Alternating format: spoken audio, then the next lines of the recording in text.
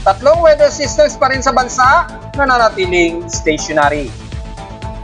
At easterlies patuloy pa rin magpadala ng malinsangan at mga alat-kalat na pag-ulan sa iba't ibang bahagi ng bansa.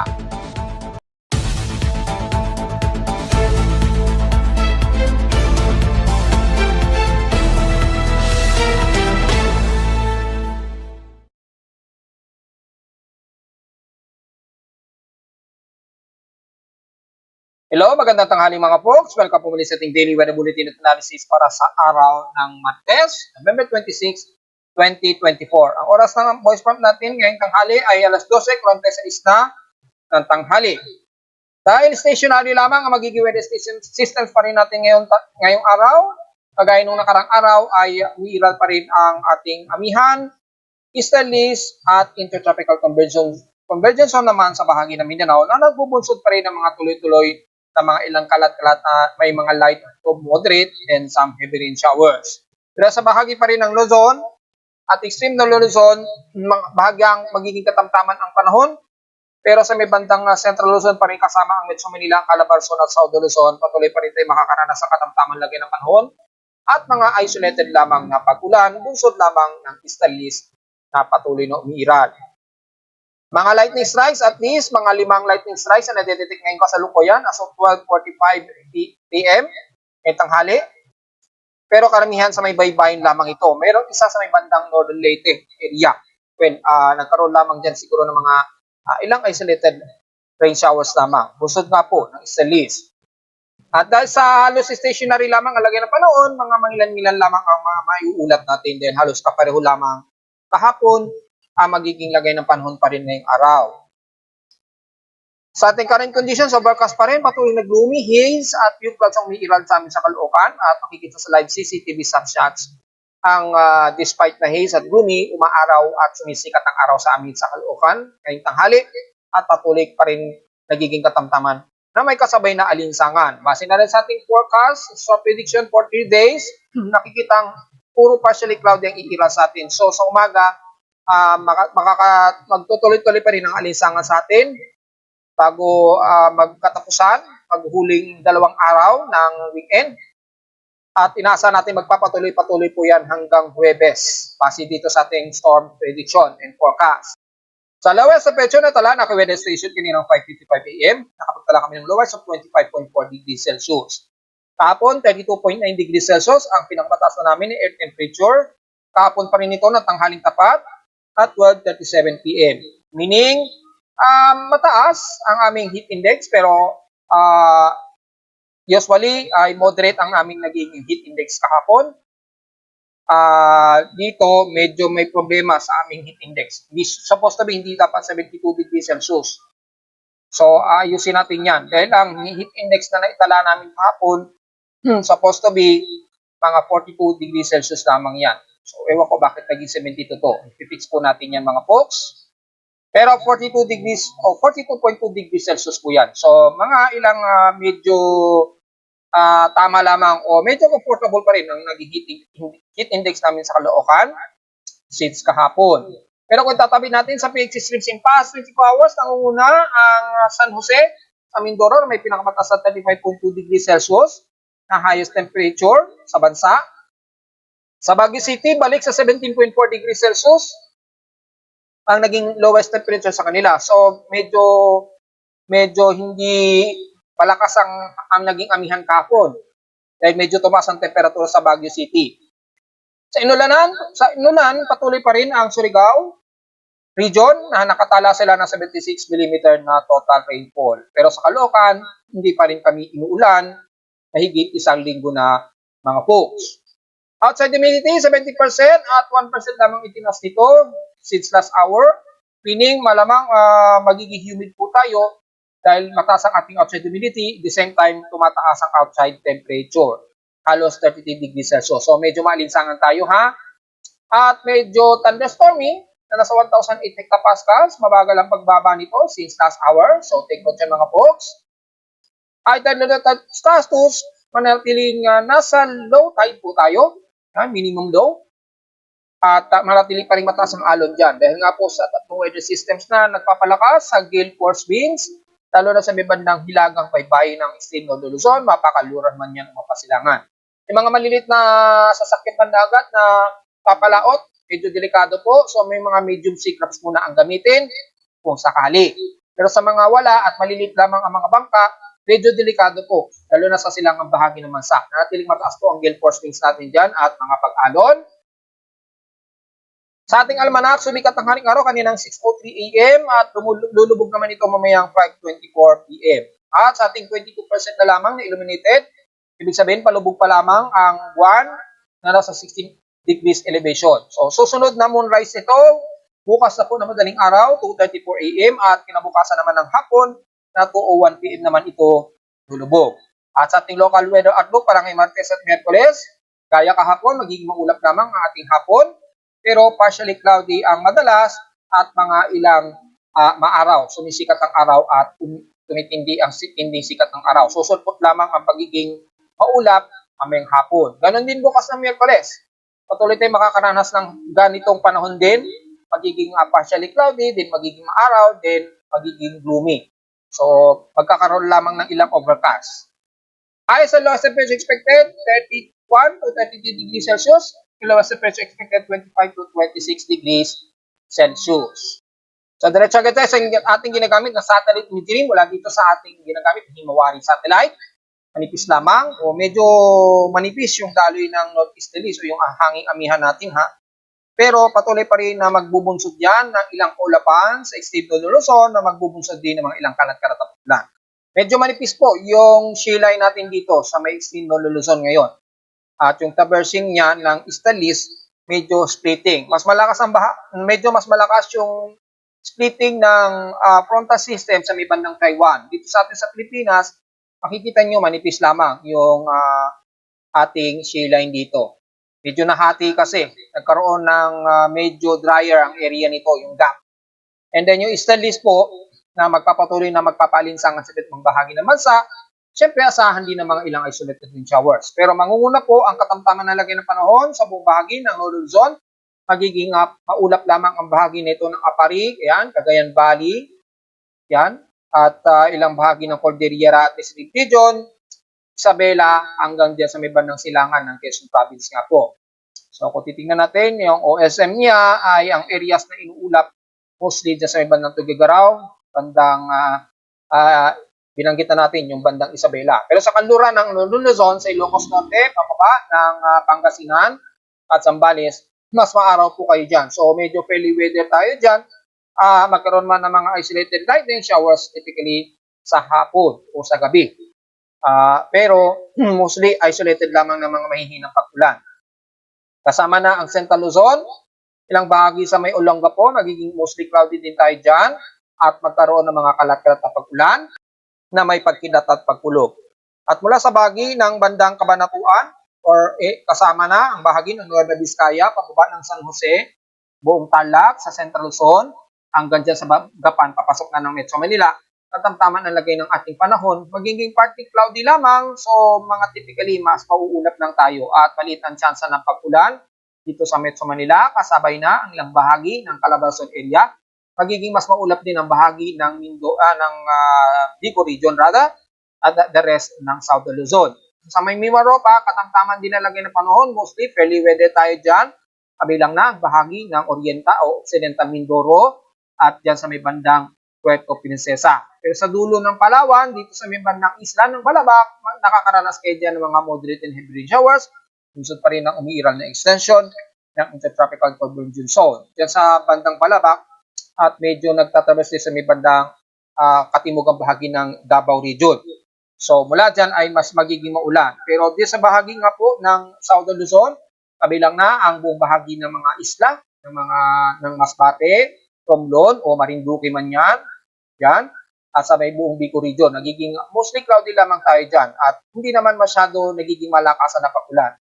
Mostly katamtaman. At sa rest ng Visayas, dito lamang sa bahagi lang ng bandang Bohol at Southern Leyte, nakakaranas ng mga ilang light to moderate at saglitan lang na heavy rain showers. Especially sa bandang Southern Leyte, Maasin, Akron, San Francisco, lalo na sa may Limasawa, inuulan sila ngayon dyan at bandang San Ricardo. Pero the rest ng Metro Cebu, Bohol, sa buong bahagi ng Panay Island at Negros Region. Katamtaman ang panahon ninyo dyan, mga ilang partially cloudy lamang at maghapong magiging maaraw. Ganoon din sa buong bahagi ng Eastern Visayas, kasama na ang Samar Region. Yan, pababa niya ng bandang papasok ng Tacloban sa may bandang Northern Leyte. Mga ilang kaulapan lamang at mga ilang isolated rain showers na may pagkulog at pagkidlat. At kung titingnan natin dito sa Himawari Satellite Imagery, may mga ilan lamang na isolated rain showers sa may Northern Samar na panandalian lamang. Mula sa bahagi ng Mindanao, mula sa Zamboanga Peninsula, katamtaman din nilagay ng panahon pero mostly cloudy. Mula dito sa may bandang Zamboanga, Sibugay, pababa na yan ng Isabela sa may bandang Basilan at Ulusulo na mas nakakaranas ng ilang moderate and some heavy showers. Kusot nga po na extension ng Intertropical Convergence Zone na umaabot sa may bandang Zamboanga City mismo. At dito naman sa may bandang Zamboanga, Sibugay o the rest ng Zamboanga del Sur, magiging mas maulap po tayo dyan. Pero katamtaman ang magiging lagay pa rin ng panahon sa buong nalalabi ng Zamboanga Peninsula. Mula naman sa bahagi ng Northern Mindanao, mostly katamtaman ang lagay ng panahon, moderate naman at ilan lamang ng mga maninipis na kaulapan hanggang din sa bahagi ng Surigao del Norte. Siyempre, ang isolated rain showers ng mga taga Surigao region, makakaranas kayo dyan mga ilang light to moderate showers, pero panandali lamang hindi nagtatagal. And the rest naman ng Sorsogen area, kasama na ang bahagi ng Maguindanao, Mapanorte man yan o Mapasur, Northern Cotabato, and the rest ng Sultan Kudarat, papasok na yun ng bandang South Cotabato. Magiging mostly cloudy lamang, partly na mostly cloudy, mula sa bahagi nga po ng General Santos City and the rest ng Davao Occidental, na makakaranas ng mga kalat-kalat na pagulan, may mga ilang moderate and some heavy rain showers, the rest ng Davao del Sur at Davao del Norte. Ganyan din, mararanasan ng mga taga Davao Oriental mula o between Mati hanggang Governor Himoroso. Dala po na panagalang sa ulan dahil mga biglang bugso po na mga ilang moderate and heavy rain showers, ingat po sa posibleng mga pagbaha. Pero mula Davao de Oro, pataas na yan ang bandang Agusan del Sur and the rest ng Surigao del Sur, Agusan del Sur, pataas na yan ng Surigao del Norte. Mas katamtaman ang lagay ng panahon ninyo dyan at mga ilan lamang na isolated rain showers ang posibleng mga dadaranasin ninyo. Mga puro isolated sa nalalabi ng buong bahagi ng Mindanao. Dito lamang sa may bandang Davao Region na ating binanggit kanina, ang mas madalas lamang na uulanin between Davao Oriental, Davao del Norte, Davao del Sur, hanggang Davao Occidental. Well, since wala naman tayong binabantayang bagyo, pero may nag-request kung pwede po daw ba i-report yung malapit sa atin sa Pilipinas, lalo na sa may bandang diyan sa may bandang dito daw sa may bandang Thailand o Singapore. Well, actually wala pa namang aktibong low pressure area sa may bandang Singapore, kundi sa may karagatan dito southwest ito ng bandang Indonesian Peninsula o sapo pa rin ng Indonesia, Sumatra. Yan, southwest. Meron ditong parang isla, Kukulsine Islands, Coco Islands, malapit. May tropical storm dito. Bandang southern hemisphere na ito 96W, tropical storm na daw siya. Nasa dagat naman ito. At isa naman yung Invest 91I o bandang Indian Ocean. Malapit naman sa may bandang Sri Lanka. Yan, tropical depression category naman siya. So, yun lamang yung aggressive na bagyo ang malapit, pero dito niya sa may bandang Indian Ocean na yan o Southern Hemisphere area. Pero sa Pilipinas, wala naman. Ayan, ito yung pinakadetalye nila. Si 99I, ito yung sa may bandang Kuala Lumpur, malapit. Sri Lanka, rather, ay Invest tropical depression na siya. Maximum sustained wind, 56 km per hour, 69 km per hour naman ang kanyang bugso. At yung 96S naman, yung Southern Hemisphere, yung mas mababa, bandang southwest ng Indonesian Peninsula o bandang Jakarta. Mas malakas ito ng konti, 63 km per hour and 79 km per hour. Under tropical depression category pa rin siya. Malayo naman siya at sobrang layo pa niya dito sa kalupaan ng Singapore sa mga nagsasabing may bagyo malapit sa Singapore. Malayo naman siya. Mas malapit siya sa may Coco Islands. Yun sa mga Pilipino natin o sa mga Pinoy natin na nagre-request ng bagyo. Wala naman masyado sa Pilipinas pero yung Intertropical Convergence line dito, yung lining ng ITCZ, nagbubunsod po ng mga heavy rain to violent rain showers ngayon ang nararanasan dyan. Mula dyan sa may bandang Borneo, pagitan ng bandang yan, dyan sa may bandang Thailand, Cambodia, kapaligiran na yan ng bandang Thailand, Kuala Lumpur, Vietnam, yan, southeast ng Vietnam, mas lalong inuulan ng bahagi ng Vietnam. Kaya natin sinasabi, mas maulan ngayon ang area ng Indonesian Peninsula. Kaya nga po, noon pa lang, binabanggit na natin na meron tayong extension ng ITCZ, o Tropical Convergence Zone Line, dyan sa iba ng Indonesian Peninsula. At dahil nagpapatuloy yan, umaabot yung ilang trough sa may bandang Davao Region, sa may bandang Southern Mindanao.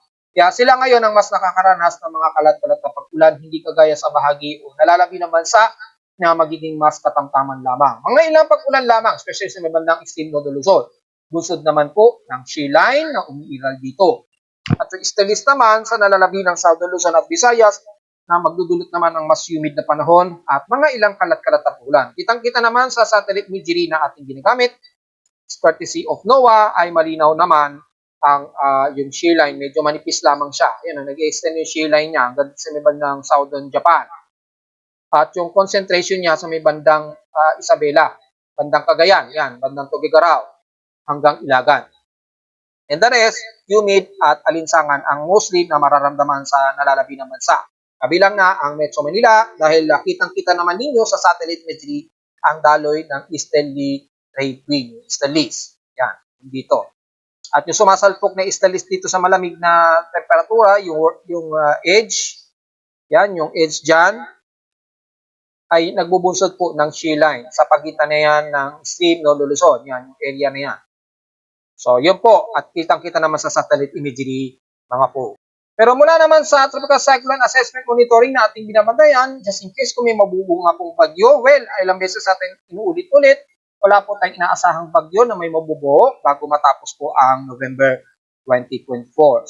Kaya yung nabasa ng mga sumusubaybay ko dito na nagpapakalat, tinigilan na po nila ang pagre-report at may bago na naman silang senaryo. Kasi nga po, ay sablay na sablay po yung kanilang pinapakalat, ang bagyong Kerubin daw. So, at pinatunayan naman natin at nabasa na nila yan kay Pag-asa, so tinigilan na nila. Kasi nga po, una ko na pong sinabi yan. At gaya na aking sinabi ng mga nakarang araw, nabasa na rin malamang ni Pag-asa na malabo talagang may mabubuo tayong bagyo bago matapos ang November. Eh, nagpapakalat ng Kerubin, at least tinigilan na nila mula kahapon after mabasa ang aking report o napanood ang aking report. Kasi naman, may mga evidence naman tayo na most of very dynamic, gaya na lamang ng aking Tropical Cyclone Assessment Monitoring. Pare-pareho lang naman kami ng ginagamit. Ang problema lang, yung pag-deliver nila ng report, yun lang ang medyo mali. Pababa yung kanilang analysis thinking o yung analytical observation. Makita lang nila na mayroong trough na nabubuo sa may bandang southeast ng Guam, Kerubin na raw kaagad. Yun po ang mali, yung analysis nila.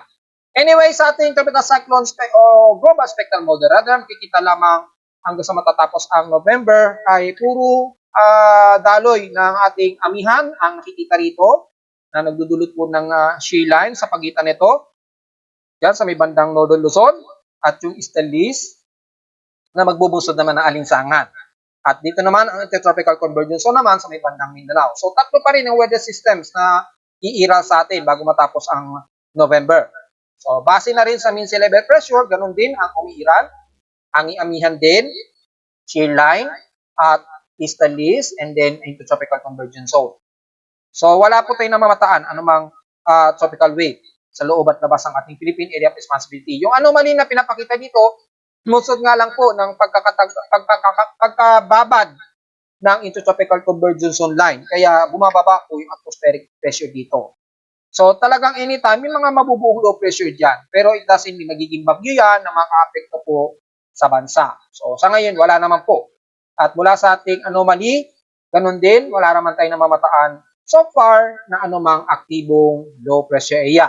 Mula sa mga computer models naman ating ginagamit mula kay GFS, ganun din ang iiral, tatlong weather systems lang din, amihan, shear line, easterlies, yan, at yung intertropical convergence zone.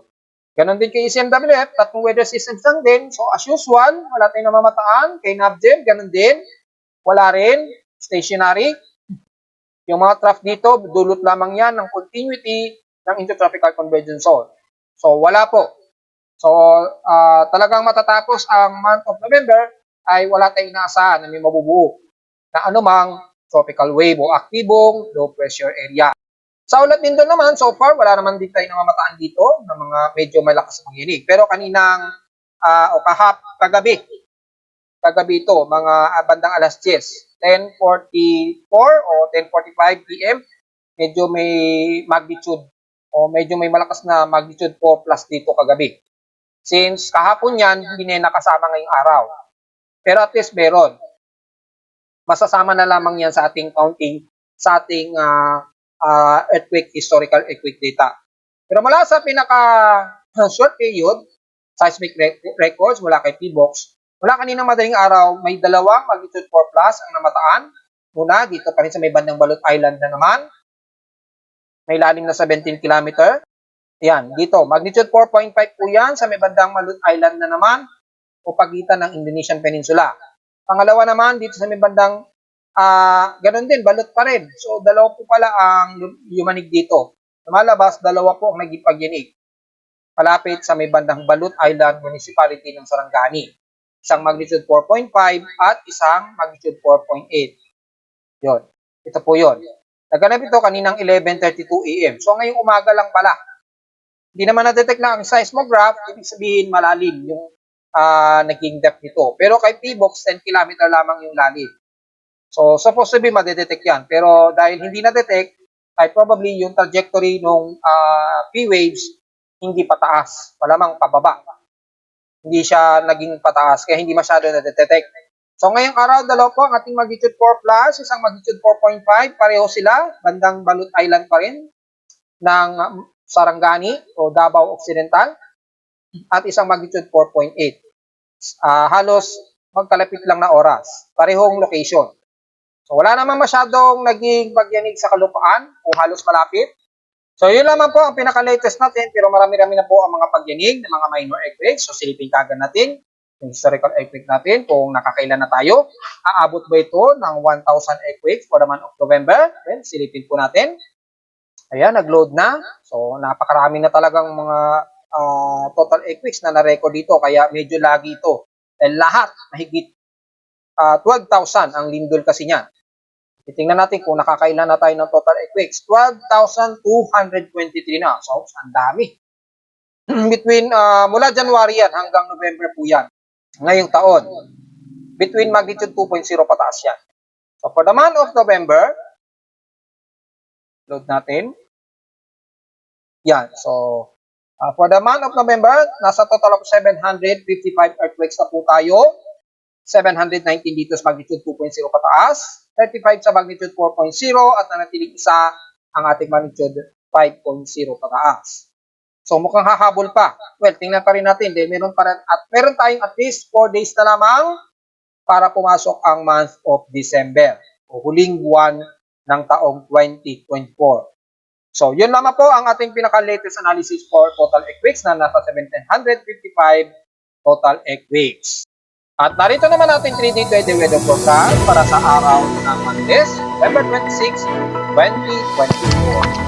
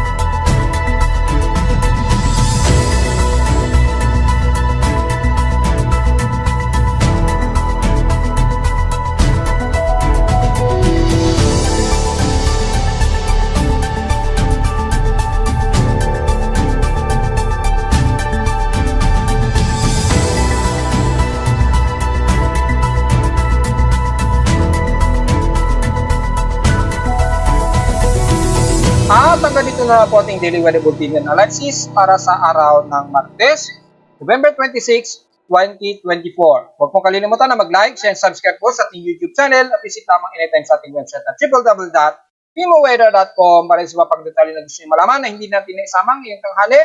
Sa ating report, since stationary lamang naman ang maging weather natin ngayon. At since mga nakarang araw, pare-pareho lang halos ang ating weather systems ngayon na nanatiling effect ngayong araw. At visit lamang sa ating website sa gusto malaman pinaka-dynamic events at mula sa pinaka-aparato ko sa Caloocan at sa data feeds mula sa iba't ibang weather agencies. Maraming salamat po mga folks at magandang hapon po sa ating lahat.